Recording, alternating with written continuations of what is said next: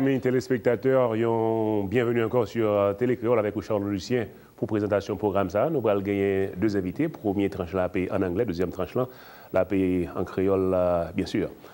We are pleased to bring you this new edition of Tête à Tête on Télécréole. My name is Charles Lucien for this show once again.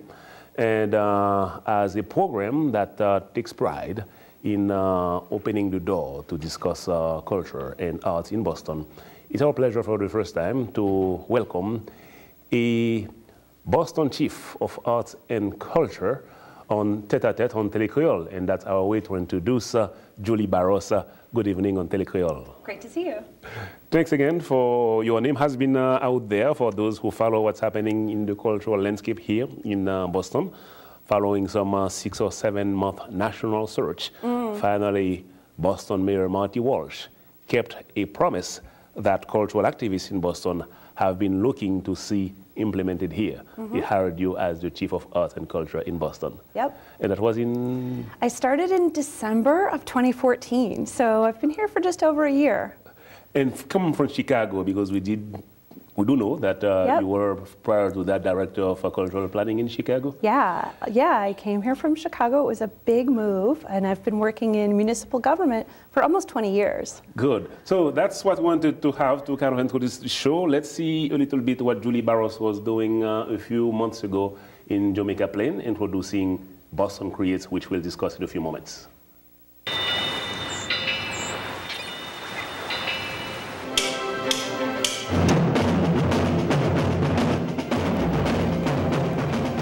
Boston be a municipal arts leader? How can we leverage creativity, think about access to the arts in every way, in every shape of the meaning of that word? How can we have accountability and transparency to the people of Boston, really reflect your needs and desires? The arts, especially those that are funded with public dollars, must be directed to meeting the cultural needs of citizens, of the community.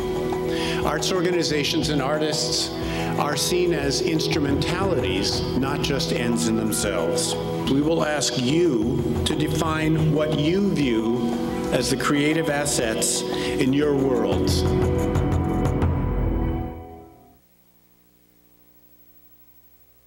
Concept of cultural planning, as you either worked on in Chicago or here in Boston. Can you explain to our viewers? Yeah, so a cultural plan is really a blueprint and a roadmap for how a city might want to steward and grow investment in the cultural sector so that everybody can benefit from participating in arts and culture. And I like to use the metaphor that doing a cultural plan, it's like taking your car in for a diagnostic. So it'll tell you what work needs to be done, and then after the plan is done, you have to get to work and do what the plan says needs to happen. So this is a concept based on your experience in Chicago.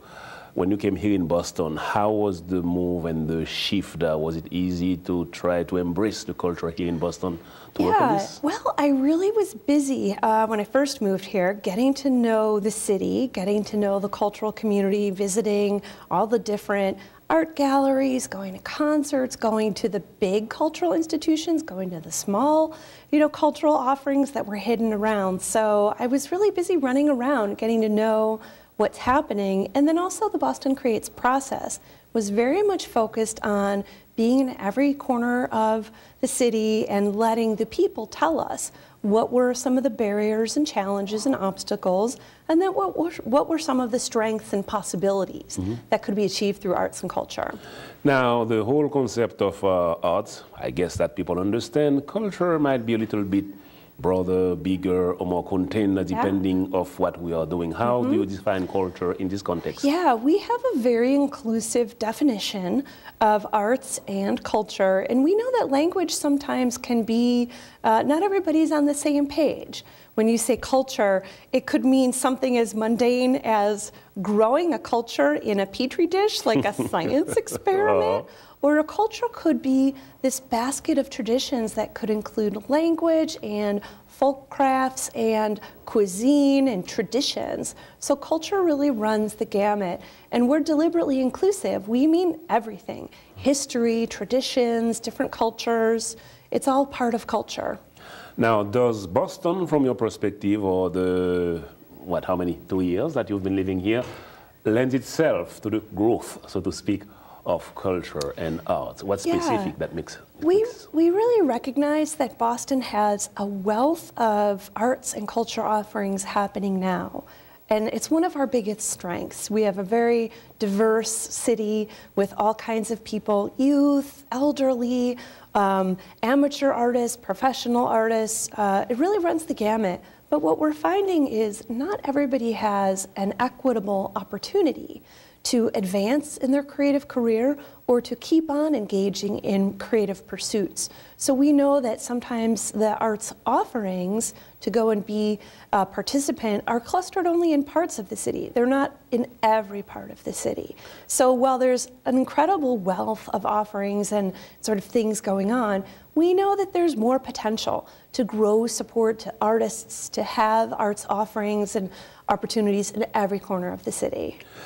Now, one of the highlights of your current administration is the implementation or the rollout of the concept of Boston Create. It's all over the place, the stickers, the TV programs, young kids that are also participating in some of those meetings. Can you tell us more about it? Yeah, well, as you know, I mean, you were participating in the process as part of one of the neighborhood-based community teams. And so the Boston Creates community engagement, public engagement process ran the gamut from the town hall meeting that you saw in the video, and that was really the big public kickoff. And then we organized teams in every neighborhood and really trained those team chairs in engagement tools and then let them decide how best to engage the people in their neighborhood. And then youth told us specifically they wanted to have their own team and have a different kind of engagement. We also had artists that we involved in the process to devise ways that artists could get involved that speak to their own unique desires and challenges. And so it was very multifaceted and really all over the city. And to give people a sense, when we say all over the city, there have been several dialogues happening in several neighborhoods. What are some of those neighborhoods? Yeah, so we have we had over 118 community meetings, and we had them in different languages. We had them in Vietnamese and in Chinese and in Spanish and, of course, in Haitian Creole. So we really tried to use every tool possible to let it be as inclusive as possible. Now, both as a co-chair and also as someone who attended some of the town hall meetings, I saw people going all over the place, connecting arts to economic development, to safety, to health. Were you prepared, or did you expect that to have such a breadth of topics? This was an incredibly wonderful, organic result of the engagement process, where people started to talk about what's the role, of course, things we know about in education and in economic development, maybe neighborhood growth and neighborhood development. And people did start to talk about, well, what's the role of arts in healing and trauma recovery, and even helping caregivers to recover from how the strain of being a caregiver and a healthcare provider and being a first responder. So we've found, especially with Boston, it has such a large hospital and healthcare sector, and then so many universities that are training creative people in these different techniques. We found an incredible amount of synergy in this sort of convergence of arts and other sectors. It was really amazing. Now, as we mentioned some of those topics, I would also tell you that in some of those meetings, some participants in Haitian Creole came up with the Haitian food, fried plantain, the fried goat, etc. So culinary arts also became part of this. Yeah, and you know, this is the thing about the culinary arts is it's a great equalizer. Everybody eats, and they eat several times a day. And I think that there's an incredible vitality that comes when you have a diverse community like in Boston, and you have so many different cultural traditions and culinary traditions kind of coming together. And there's many commonalities. Many different cultures eat plantains. Every culture has its dumpling. You know, there's wonderful commonalities, and then you discover these incredible fusions. And I know from personal experience, through a different culture's cuisine, is sometimes your first entry point into understanding a little something about that culture. And it might even motivate you to learn more about that culture. You know, for me, I love Indian food, you know, and it has inspired me to get to know a little bit more about Indian culture. Well, I should take one of these days, one of these Haitian restaurants around here. That would be awesome. Now, quickly, between Chicago and Boston, are there any comparisons or major differences that you've experienced? Yeah, there's a lot of differences.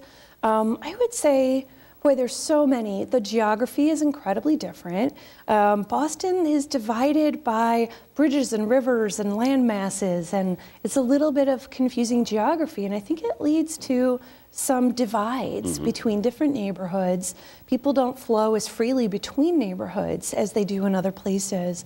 And I've also found, you know, the ethnic diversity is quite different here than it is in Chicago. And I think that the history is also, you know, Boston is 200 years older than Chicago. So there's a little bit of a different context and a different setting. And it's been really fun actually to explore the differences between the two cities. Okay.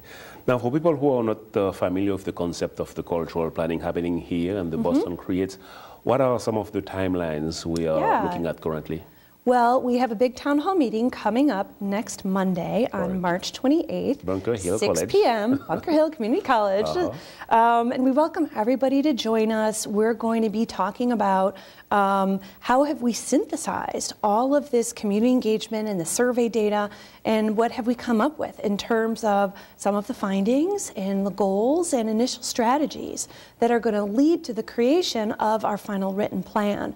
So that's a big milestone coming up, and we would just love to have, it's going to be fun. As you saw, we always have music, we always have something really fun happening. And people are going to get to give us their reactions and tell us, you know, what they think about what we're presenting. So we'll have a really fun interactive component. And then the final plan, we'll take that input and then start to draft the final plan. And then the plan will be released on June 17th, so it's right around the corner. And we'll be really excited to share that with everyone and make some exciting announcements at that time. From some minutes of those meetings I saw people saying, we want to see the Madabin Street cars with a nice painting of Mr. Evans, a celebrity in the area. We want to see some of those libraries painted with people who represent who we are. We want to see safety in Boston. We want to see the red tips eliminated. So I saw so many expectations created from those meetings. How will the plan or the process accommodate or look into those expectations? Yeah, so the plan is covering a time period from now for 10 years. So we've already announced some major investments that Mayor Walsh announced at the State of the City, $1 million, mostly invested in the artists of Boston. And those are some of the very first programs that my office, the Mayor's Office of Arts and Culture, will be carrying out to implement the plan. So some of the things are going to be near term right away, and some projects will take a little bit longer to come together. We're looking at public-private partnerships, and we're also looking for what are the things in the plan that the community feel really strongly about that they want to own and carry forward. So it's going to be a team effort, not just city government, but city government and many partners. And then it'll be happening over a period of time. Right.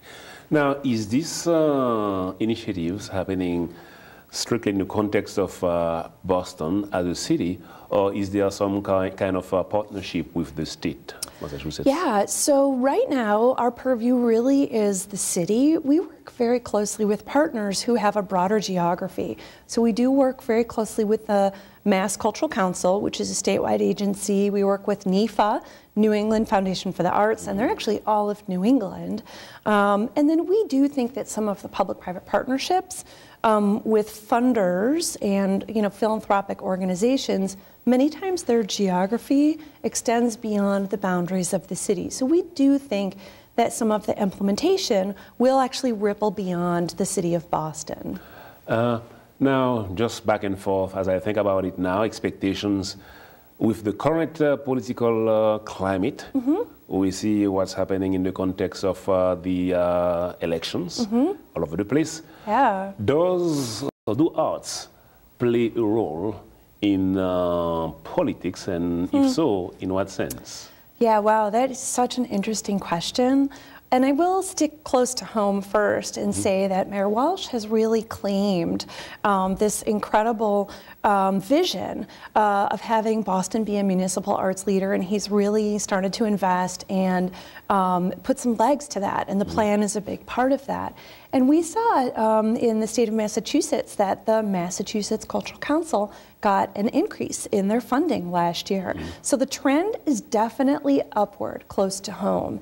And then with the election, we'll see what happens in Washington. Typically, a new president will pick a new head of the National Endowment for the Arts, so there might be a little bit of a leadership change there. We're lucky that we've garnered support from the NEA. They're a major funder of our Boston Air project, so we have excellent relationships actually also at the federal level.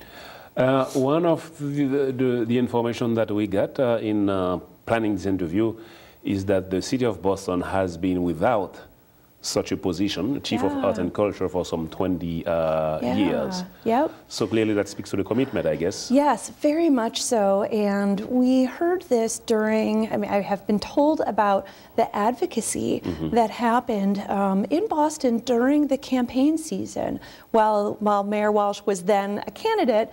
And people really organized to advocate for support for the arts, to bring back that municipal leadership role.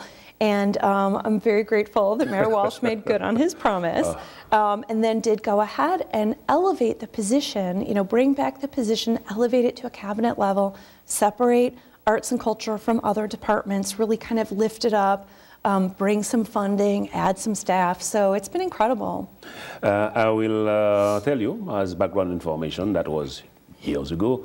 So the 20 years might bring us back to the area of 1995, 1996. Back then, the Asian community has some very close ties in relationship with the former Commissioner for the Arts, that would have been Esther Kaplan. Oh, Good access to the city of Boston, to Faneuil Hall. So I'm pointing this out to say that there are certainly certain communities or groups or demographics who are looking for this type of access. Yeah. Will they have to wait for the completion of the Boston Create process to see such connections materialize? Or not necessarily. We're meeting every day with community organizations from all over the city who are interested in partnering and exploring and looking at how they can work with the city, so nobody has to wait. And as a matter of fact, on my first day of work, on December 15th of 2014, there was an event at the Paramount Theater. 600 people came, and I said, I know that you want to meet with me, and I gave out my email address, and we're always looking to see how we can serve all the communities of Boston, everyone in Boston. I wonder how many emails that you filled. A lot. A lot. People have to be patient with me. If I haven't responded immediately, they have to bug me and make sure, it didn't fall through the cracks. I bet. So let me ask, I'm thinking specifically about the Haitian community here, or other groups that might present similar features in terms of they might be a linguistic minority, different type of groups. What would you expect, or at the same time, how could you motivate, encourage, or offer ways for them to further get involved? Yeah, so we definitely want people to get involved in Boston Creates, come to the town hall meeting, follow us on social media, and when we do issue the plan, we would love for people to look really closely at how it aligns with their own vision and their own strategic plans, and let us know how they're interested in partnering. We've been growing our grant making, and so we're interested in supporting people's efforts, and we've also been hosting collaborative programs meeting and inviting all the community team chairs to a series of meetings where they can hear about opportunities to get involved in citywide cultural offerings. We've done 2 of those, and we're really trying to connect up everyone in all the corners of the city with citywide resources and opportunities. Right, and I think something that I observed recently at the last meeting that you had at the Yaqui Center. Yaqui Center, yes. Catholic Charities, formerly Haitian Multi-Service Center, Columbia Road, and I think we connected with a few organizations who expressed that they might be able to support providing some kind of fiscal conduit partnership. Oh yeah, fiscal sponsorship. If you don't already have a nonprofit organization, usually to apply for grants, you have to have a nonprofit, but sometimes there's an intermediary organization who will do that on your behalf. So it's very helpful for starting up groups. We also, I do want to give a plug for the Pianos Everywhere, are looking for locations all around the city to host a piano. And people will probably remember that this happened all over the city in 2013 with the pianos all over. So they're coming back in 2016, which is really exciting. All right, I'll make sure that we pass the information. On va suivre comme passer information que si tu as Boston, la présence de côté pour mettre un série de piano décoré, côté que des gens qui passent, ils jouent piano juste pour créer une ambiance dans la zone. Did you get this one? Sounds great. Thank you. Julie, that was a pleasure having you here. I'm hoping that this is not the first time that we'll have you here on Telecreole to further discuss the evolution of the Boston Create process. I'd love to come back. Thank you so very much. Thank you. Merci. Voilà, amis téléspectateurs, c'était avec nous Mme Julie Burros, lycée Chief of Arts and Culture, c'est-à-dire c'est les mêmes qui leader question art et culture dans la ville Boston. Et ça a été fait suite à une promesse que candidat Marty Walsh a fait, le monsieur d'Apmené Campali, que les vins arrivé à implémenter lorsque lui monté Kounia là comme maire de Boston. Nous allons proposer et puis nous allons retourner avec des invités, y compris Maître Kirby Robertson, que nous allons discuter avec lui là, un lancement, une information spéciale que le posté récemment. Merci. Bon anniversaire, nos vœux les plus sincères, que ces quelques fleurs vous apportent le bonheur, que l'année entière vous soit douce et légère, et que l'an fini, nous soyons tous réunis pour chanter en chœur. Bon anniversaire.